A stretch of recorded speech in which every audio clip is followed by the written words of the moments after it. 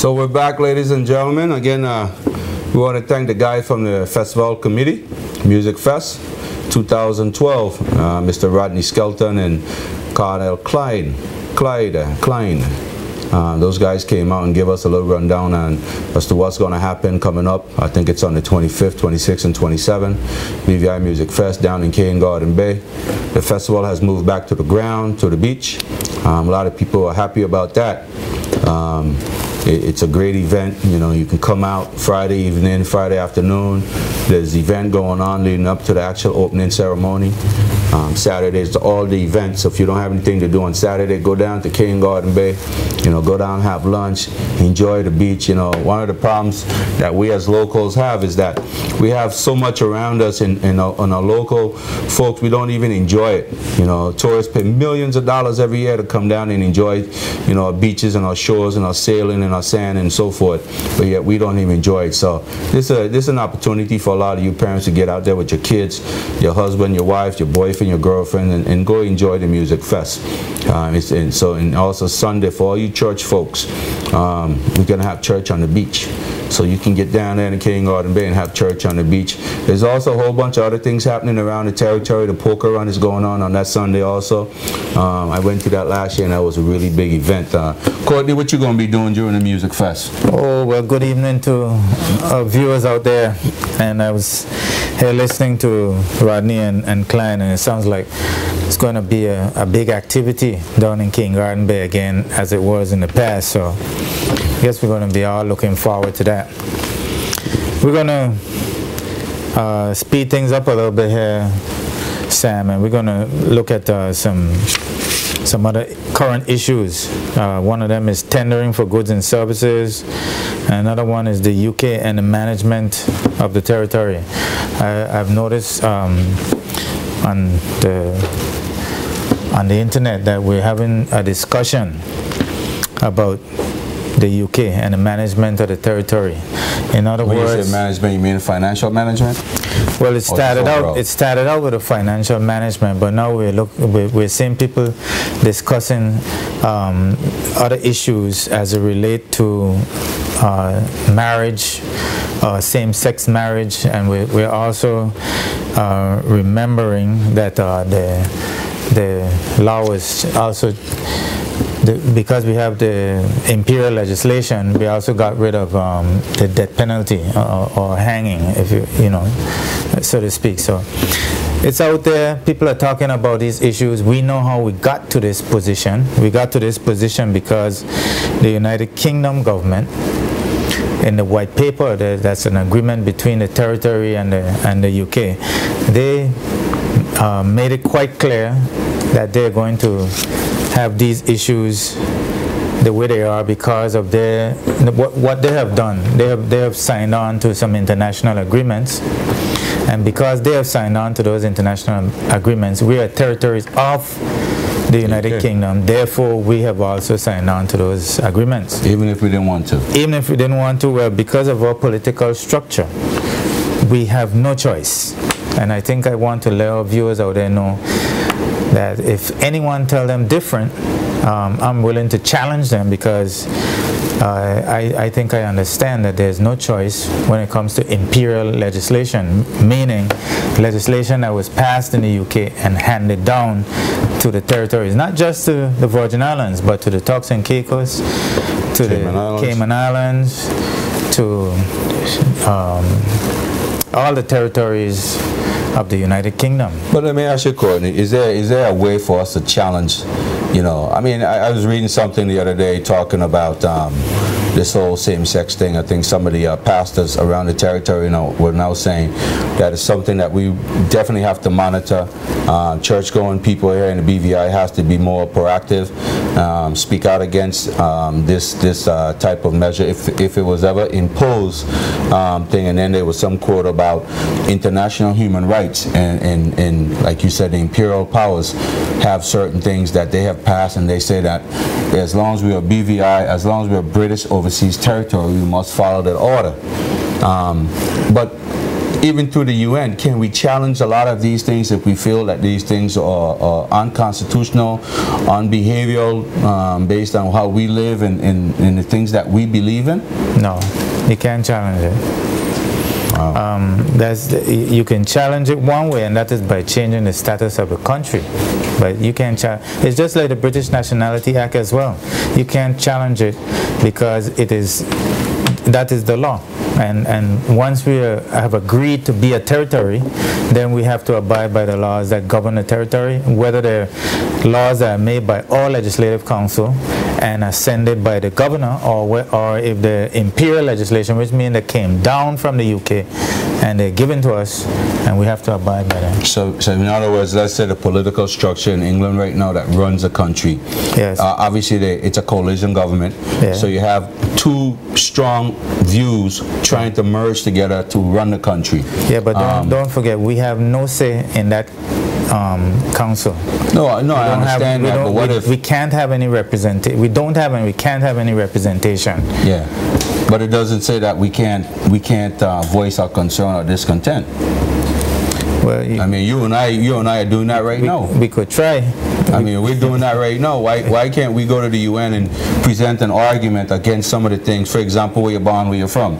Yeah, they would send you back to your country, which is the United Kingdom. So individual can't go to the UN? No. Wow. They have to either be an independent country or we have a call. Let's go to a call. Let's see what callers have to say. Good evening. You're speaking mind. Go right ahead, please. Yes. Good evening. Good evening. Good evening. Yes. How are you gentlemen doing this evening? We're doing fine. And yourself?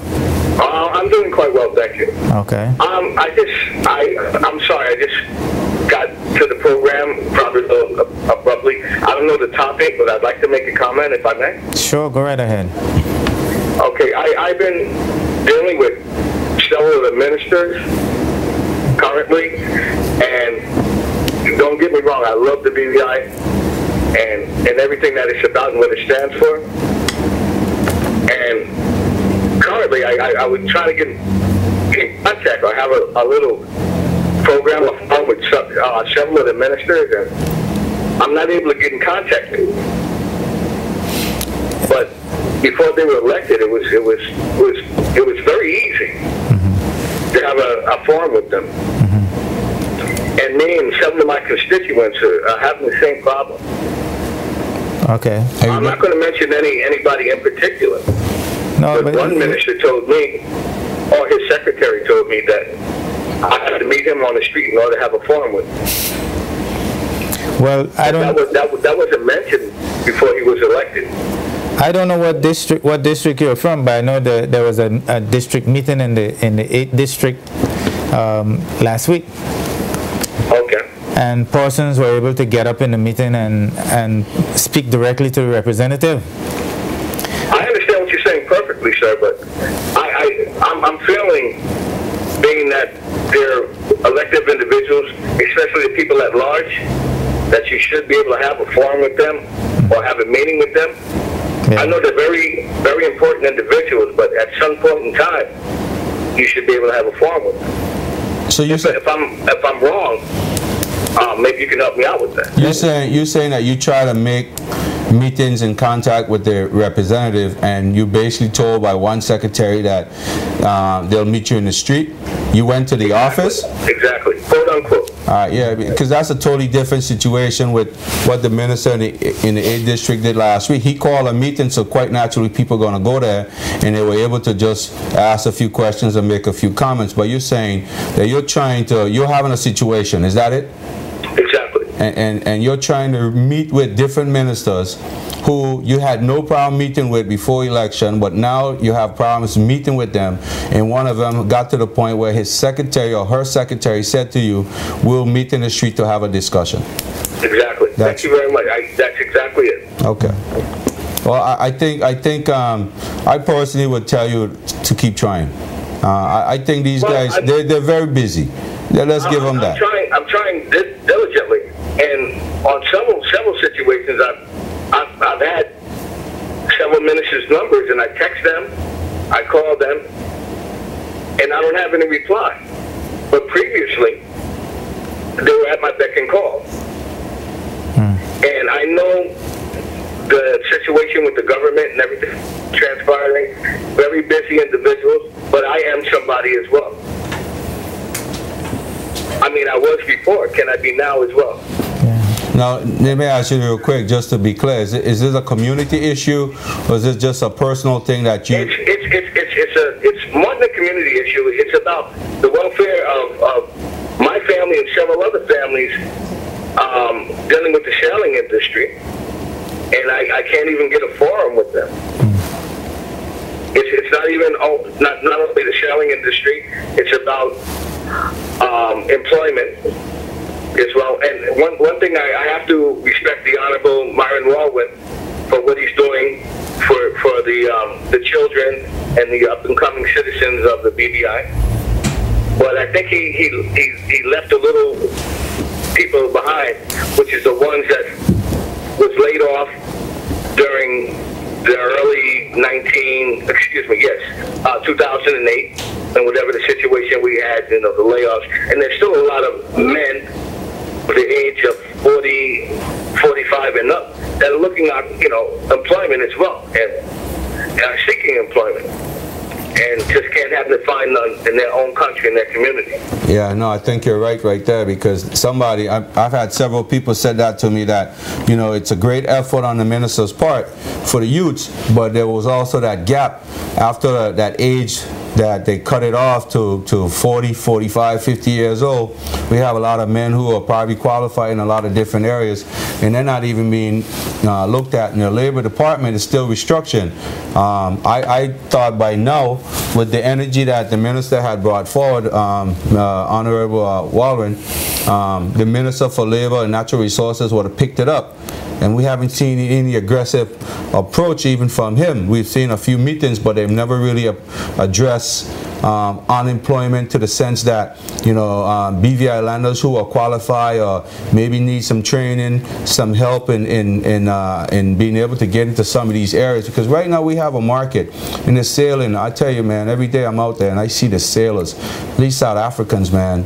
I have no problem with people. I'm not racist. I'm biased and I have a little bigotry in me sometimes, but I ain't racist. But man, we got too many in this country. And up to last night, I heard somebody overheard a conversation with one scheming the system to get her boyfriend or her husband in the country, and so they can set up shop here in the BVI. Something needs to be done. Well, I can concur with that, because that's one of the situations I'm in. I had to not literally fight for my jobs, because I'm a seaman, I'm an executive chef, and I'm a sailor as well. I come to the dock and I ask for jobs. I go to Morin, Sunsail, etc., etc. And once I'm there, once I get on a vessel, I'm applauded for the work that I do and what I bring forth to the company. But at the end of the day, there's the competition that I have is, like I'm saying, I'm not prejudiced at all, the South Africans, et cetera, et cetera. I can't compete with their price. I have my family to take care of, I have my household to maintain. And I think, well, it's my responsibility to do that, but I think the government should look out in some sort of way to put feet first. Yeah. On belonging soil. Well, Anguilla, I know, I was just reading in the paper, Anguilla just imposed a moratorium on certain type of jobs coming into the country, and a lot of people don't understand what that means, but let me break it down. It simply means there's a category of jobs in Anguilla that the government is saying, I am not going to issue any work permit, you as an employer must find a way to help the system educate, train all people. And all people, because I've been getting beat up on this, all people must also accept the responsibility to take what's necessary, what's needed, what's available right now, until you can get to the point where you're really comfortable. And I heard you say something just now, being able to compete. Maybe their price is a little bit low, and maybe that's where you need to start. I'm not telling you what to do. I'm simply suggesting that one of the things that is holding us back as a BVI lender, as a nation, is that all people have a very high standard. And sometimes we may have to lower our standards a little bit just until we can get in the door, prove ourselves, and then demand more. You understand what I'm saying? We have to start thinking about that. I understand what you're saying perfectly, and I fit within all those categories. What I'm actually referring to is the opportunity as a person that was laid off several months ago, and knowing that I'm capable of filling all shoes, but I feel that I'm not giving or granted that opportunity in a country and a land that I care for and I love so much. I'm an individual that has to support my family as a single parent as well. As a single parent. And sometimes I have to come home and look at my children while they look at me and say, Daddy, how come you're not employed? It's not because of my education. I have an associate's degree in nutritional science. And I have 30 years on my belt of being in certain different areas of culinary, hospitality, etc., etc., etc. But I feel that I'm bypassed, and I just want to know why. Well, at least if I can have a conversation with a minister or a company. And I do that diligently every day, but I'm running out of time. I understand. Thank you very much for your listening to me. Yeah, we're calling. Well, Carl, I hope by you having this conversation with us tonight that it gets somewhere, because maybe one of the individuals might be listening, or someone that looked at the show afterwards, because the show is on 24/7. So, well, exactly. I don't mean to cut you off, but I'm speaking out for not only me, but I'm talking about hundreds of individuals, and I know myself. Okay. That don't even want to come on this forum and speak out. Yes. Well, we're gonna have to be more proactive, and we're gonna have to be more demanding. Grenada, I believe the other day, hundreds of people got in the street with big signs protesting lack of jobs and opportunity. At some point, we're gonna have to get that. There's one person in this country that I really, really admire. I hope you don't mind me calling his name, but it's Franklin. I remember years ago I watched Franklin with a big bright suit, got in front of the government complex with a big sign demanding justice. At some point, that's where you got to get to. So all the people who are out there now saying, you know, I'm unemployed, I feel victimized. I had someone ask me that question right the other day. To answer those questions, does BVI lenders feel victimized? You know what? We do. And it's up to the government. When you don't have a done deal on building an airport and a done deal in putting a beach into a national park trust, there should be a done deal with attacking the labor force, getting your people them trained at all costs, and making sure that they are at that point where they know nobody can discriminate against them. And I hear your frustration, but you can't give up. That's number one. And you got to start now finding like-minded people. People are going through the struggle with you. And then you got to do those things that are necessary. You got to protest. And I'm willing to go with you. I mean, I don't have a government job or anything, so I'm willing to go with you. And it might stifle my opportunities, because I'm an entrepreneur, and I'm in front of the government right now trying to bring some new measures, some ideas to them. But if they deny that to me because I'm fighting on your behalf, hey, I'll deal with it. You know what I mean? So I'm willing to stand up and help protest, because we have to stop. We got too many people in this country who are just here. You don't understand. Somebody was sitting in a coffee shop last night scheming how to get her boyfriend or her husband in the BVI. He got a passport for the U.S. He got passport for this. And they're contemplating moving to St. Thomas, or pretending they're living in St. Thomas so they can keep the U.S. passport but live in the BVI, where there's people in the BVI needed work and opportunity. The government got to do something something, and those who are running the show know exactly what's going on.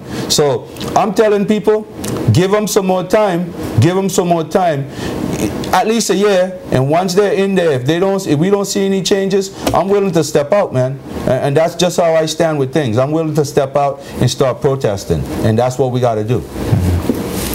Well, we lost the caller. So thanks a lot for the call, caller. Keep calling, tuning in. But it was an important call because, Sam, it gives us an idea of what's going on out there in the real world and how much people are hurting from the economic realities of what's going on out there in the job market in the Virgin Islands right now. The pulse of the people is what gives us the knowledge of what's going on in the community. And the ironic thing is that, I was having a conversation a while ago, last week. I had some folks here from South Vietnam, they're from Asia, and they went to several restaurants. And one of the restaurants they went to is a well-known restaurant. It's known to be one of the best. And I never initiated any conversation with these people about their experience and everything. And that same night I was having a conversation with the executive chef for that same restaurant. He was bragging about how great it is. And he started saying something to me. He thought he recognized me from the show, but I told him it was my twin, right? Just to hear what he has to say, because when you tell people you're the person on the show, they try to hold back. So I let him speak, and he was telling me about BVI Islanders are not prepared, and this and that. You can't just bring people in the workplace and just assume that they can do the job, blah, blah, blah. And I said, brother, I agree with you. I totally agree that a lot of our people are not prepared. But I believe that's the responsibility of our government. That's the responsibility of the system to make sure that our kids are knowledgeable, they're prepared, they're ready for the workforce. And I can't beat up on these guys because they just got in.